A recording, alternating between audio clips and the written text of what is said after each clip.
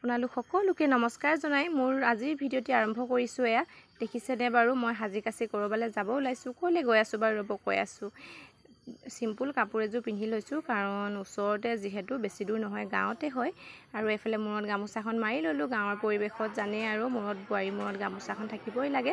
আৰু এইফালে দেখিছেনে ইমান মানুহ বহি আছে। গাঁৱত এখন সকাম আছিলে, সেই সকামখনলৈকে মই আৰু ছোৱালীজনী গৈছোঁ।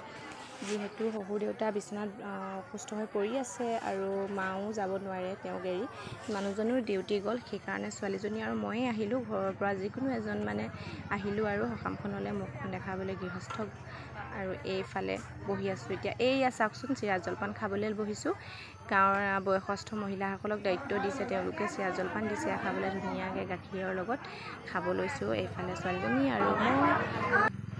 আৰু এয়া ভকতসকলে শাৰী শাৰীকৈ সকলোলৈকে প্ৰসাদ সজাই আছে, পাত সজাই আছে। সকলোকে দিব, এই বহি থকা গোপিনীসকলক আৰু আমাকো। এইফালে অৱশেষত পাই গ'লোঁ প্ৰসাদৰ পাত। আৰু এইফালে প্ৰসাদ খোৱাত পুৰা বিজি হৈ আছোঁ দেই, সকলোৱে মিলি। আজি বহুত গৰম পৰিছিলে, গম পাইছেনে? এইকেইদিন একেৰাহে বৰষুণ দি আছিলে যিহেতু, সেইকাৰণে হঠাতে আজি ৰ'দ দি দিলে যে। আৰু ৰ'দ দিয়াৰ কাৰণে বহুত ভালো হ'ল, সকামখন মানে ধুনীয়াকৈ হ'ব পালে আৰু কাম বনবিলাক। আৰু এইফালে অৱশেষত ভাত খাবলৈ বহিলোঁ।